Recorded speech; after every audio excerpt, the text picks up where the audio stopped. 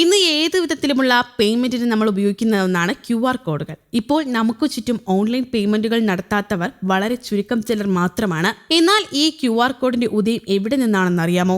ആരാണിത് കണ്ടുപിടിച്ചത്?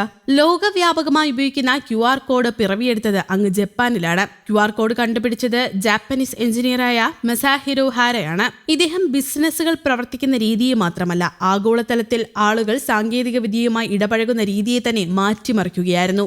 1957 ജപ്പാനിലെ ടോക്കിയോയിൽ ജനിച്ച ഹാരെ എപ്പോഴും ജിജ്ഞാസയുള്ള ഒരു മനസ്സുള്ള ആളായിരുന്നു. പസിലുകളിലും പ്രശ്നപരിഹാരത്തിലും ആകൃഷ്ടനായിരുന്നു. ജപ്പാനിലെ ഓട്ടോമൊബൈൽ ഉൽപാദനശാലകളിൽ ഓരോ വാഹനങ്ങളുടെയും വിവരങ്ങൾ അടയാളപ്പെടുത്തുന്നതിനായി ആദ്യം ഉപയോഗിക്കപ്പെട്ട ഈ കോഡ് ടൊയോട്ടോ എന്ന വാഹന നിർമ്മാതാക്കളുടെ ഭാഗമായിരുന്ന ഡെൻസോ വീവ് എന്ന സ്ഥാപനത്തിന്റെ സൃഷ്ടിയാണ്. ജപ്പാൻ റോബോട്ട് അസോസിയേഷനിൽ അംഗമായ ഈ സ്ഥാപനം 1994 ലോകത്തിന് സമ്മാനിച്ചത് QR കോഡ് എന്ന നൂതന കോഡിംഗ് രീതിയാണ്. മറ്റ് വിമാന കോഡുകളെ അപേക്ഷിച്ച് വളരെ എളുപ്പത്തിൽ ഡീകോഡ് ചെയ്തെടുക്കാം എന്ന മെച്ചം QR കോഡിനെ വളരെ വേഗം പ്രചാരത്തിലാക്കാൻ സഹായിച്ചു. കാലക്രമേണ നിരവധി മാറ്റങ്ങളാണ് QR കോഡുകൾക്ക് വന്നത്. 1997 ഒക്ടോബറിലാണ് QR കോഡുകളുടെ നിർമ്മാണവും ഉപയോഗവും സംബന്ധിച്ച ആദ്യ സ്റ്റാൻഡേർഡ് നിലവിൽ വന്നത്. ഈ അടുത്ത 2017 ഫെബ്രുവരിയിൽ നിലവിൽ വന്ന പുതിയ മാനദണ്ഡങ്ങൾ ഉൾപ്പെടുത്തി ഇപ്പോഴും QR കോഡ് മുഖം മിനുക്കിക്കൊണ്ടിരിക്കുകയാണ്. സ്ഥലപരിമിതി ഓരോ പോരായ്മയാകുന്ന സന്ദർഭങ്ങളിൽ ഏറെ പ്രയോജനപ്രദമായ മൈക്രോ QR കോഡ്, ബാർകോഡുകൾ പോലെ നീളത്തിലുള്ള പ്രതലത്തിൽ ആലേഖനം ചെയ്യാൻ സാധിക്കുന്ന